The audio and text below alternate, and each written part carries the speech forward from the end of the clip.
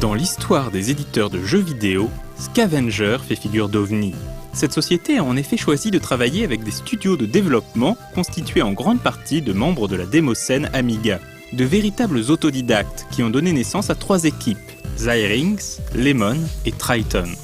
Triton prendra par la suite le nom Starbreeze Studios, tandis que Zyrinx développera un moteur 3D ultra performant sur Mega Drive 32X et œuvrera, avec Lemon, à l'élaboration de 2 titres oubliés sur Saturn et PC, Amok et Scorcher.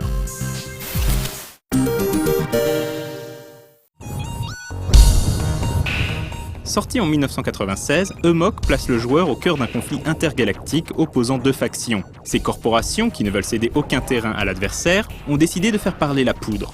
Et tous les moyens sont bons pour prendre le contrôle total de la planète Amok. Mercenaire de son état, le héros prend les commandes d'un mecha bipède surarmé. Le Slambird, c'est son nom, est un walker, capable d'évoluer dans des environnements hostiles. Totalement amphibie, il peut même se transformer pour plonger dans les océans et se mouvoir parmi les requins. Développé par le studio Lemon, Amok est un jeu d'action à la 3e personne.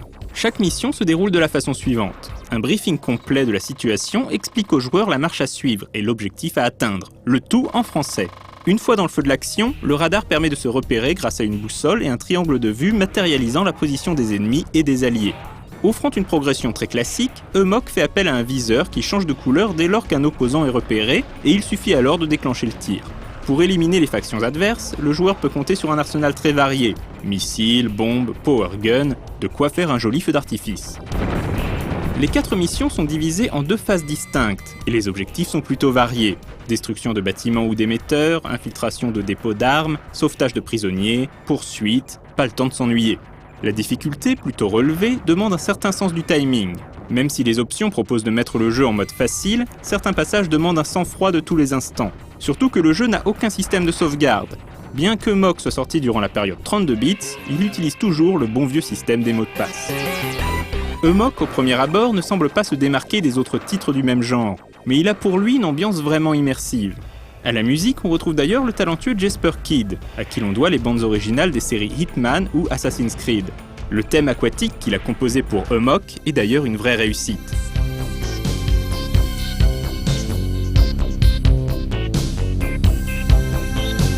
Techniquement, le titre de Lemon tient la route, mais aurait mérité une meilleure finition, notamment en matière d'environnement. Ceux-ci sont plutôt sombres et peu originaux. Mais la meilleure idée de Amok demeure son mode 2 joueurs en écran splitté, l'occasion de parcourir le jeu en duo, avec une mention spéciale pour la fluidité. Sorti sur PC et Saturn, Amok n'a pas réalisé de vente mirobolante, mais permit à Scavenger de faire une belle entrée dans l'industrie du jeu vidéo.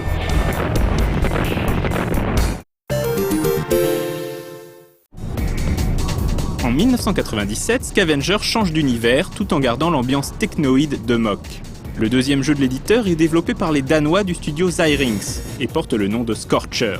Appelé Vertigo lors des premiers mois de production, Scorcher, à l'image d'Amok, a été conçu sur PC avant d'être adapté à la Saturn de Sega. Il s'agit d'un jeu de course où les véhicules classiques sont remplacés par des motos futuristes. Entourés d'un halo lumineux, les cylindrés peuvent atteindre la vitesse supersonique de 450 km/h, une sorte de wipeout mais sur route de campagne. Tout comme dans Amok, l'atmosphère apocalyptique saute aux yeux dès les premières minutes. Les teintes sont sombres et les courses prennent place dans des lieux peu accueillants, désaffectés et totalement abandonnés. Chaque piste est jonchée de trous et autres ravins qu'il faut soigneusement éviter en effectuant des bonds. Enfin, à l'instar du jeu de Psygnosis, les dénivelés sont prononcés et les courbes sont nombreuses. Par moments, il y a même des passages façon montagne russe. Et se frayer un passage à travers ce cauchemar routier tout en ravissant la première place aux 3 autres concurrents est loin d'être de la tarte. Scorcher est un jeu qui divise énormément les possesseurs de Saturn. Tandis que certains le qualifient de clone de Wipeout raté, d'autres estiment au contraire qu'il s'agit d'un jeu original et réussi. Très fun, Scorcher impose son style malgré une approche très particulière. Le gameplay demande vraiment un temps d'adaptation, et la moindre erreur peut faire perdre une course. La maniabilité oblige le joueur à utiliser les boutons d'épaule L et R pour négocier les virages. Durant chaque course, les pilotes peuvent récupérer des items de boost et de saut, mais aussi profiter d'accélérateurs positionnés sur la route. Et lorsque la vitesse maximum est atteinte, il faut vraiment s'accrocher. La bande-son techno de Jesper Kyd achève de donner aux courses une ambiance frénétique.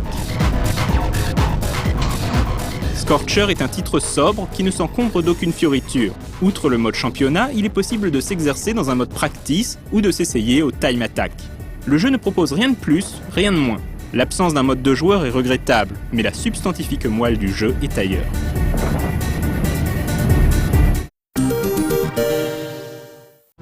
Scavenger fera faillite en 1998, quelques mois après la sortie de Scorcher.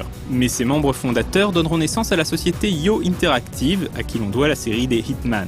Selon plusieurs sources, Scavenger avait négocié 4 jeux avec l'éditeur GT Interactive et a même reçu 2,5 millions de dollars pour la réalisation de ses titres. Malheureusement, l'échec commercial de Scorcher mettra un terme au contrat et conduira Scavenger à la banqueroute. C'est d'autant plus dommage que l'éditeur ne manquait pas d'idées, à commencer par sa technique mariant mappage de textures et graphisme voxel.